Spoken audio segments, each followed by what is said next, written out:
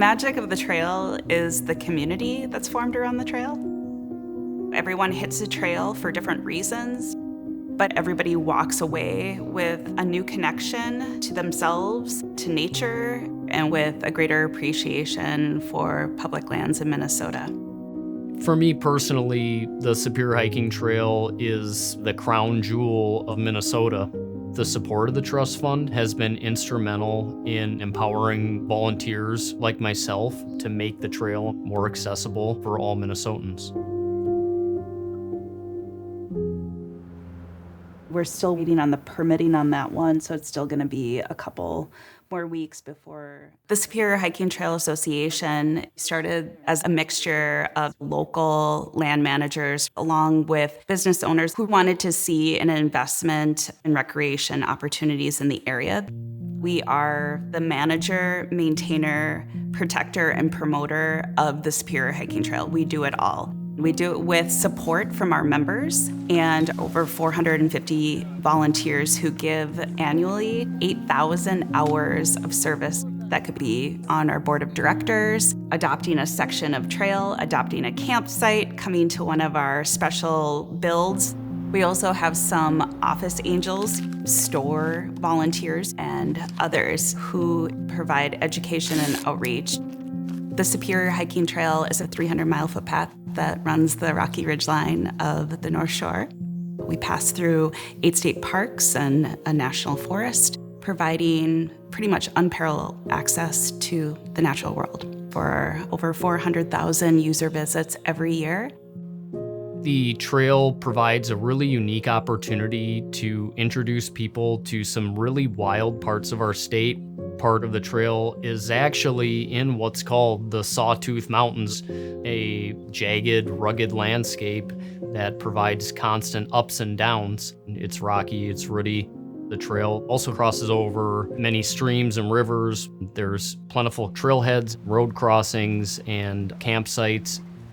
Managing and caring for over 300 miles of trail is a huge undertaking. There's all different types of projects that take place on the trail, whether it's trail clearing, trail building, maintenance, or building of structures like bridges and boardwalks. We're at this unique time in history where outdoor recreation is booming. We have a huge spike in use of the trail. While our volunteers are giving it their all, it's not enough at this critical juncture where we have a lot of failing and aging infrastructure. The Environment and Natural Resources Trust Fund is one of our only major sources of funding for large-scale renewal projects. They have enabled us to conduct professional trail assessments to figure out sustainable long-term solutions. The big thing that we've invested in are bridges and boardwalks. Switching from materials such as wood to galvanized steel can extend the lifespan of those expensive pieces of infrastructure. We've also been able to identify really great reroutes for the trail. We often get out of low, swampy, marshy areas. If we can get higher and drier, it's more ideal both for the experience and the long-term maintenance of the trail.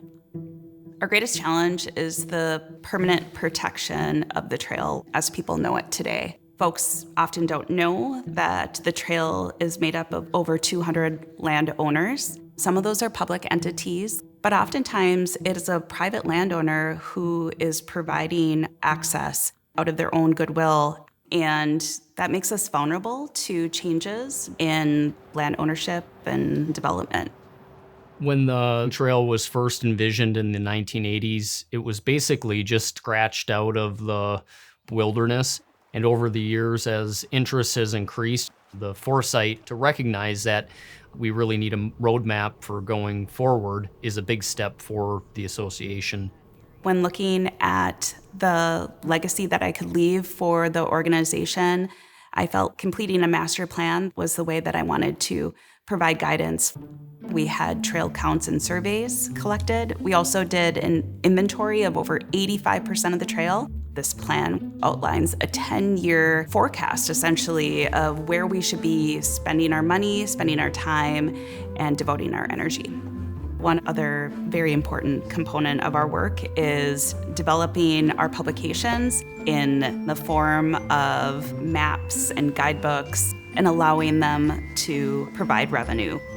Our store is quite small and quaint, but it's a great place to get information from our staff about trail conditions, ideas or suggestions, and get something like a t-shirt or supplies that you might need. I'm also the founder of Rock City Running, an events organization that produces 2 running races on the trail each year.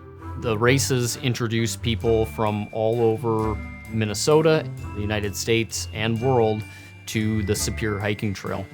One of the goals of the races is to give back to the association through annual donations and volunteerism. The Superior Hiking Trail Association is incredibly grateful to Minnesotans for investing in the Environment and Natural Resources Trust Fund, which helps to ensure that the trail can remain as scenic and pristine as it is today for the next generation of Minnesotans.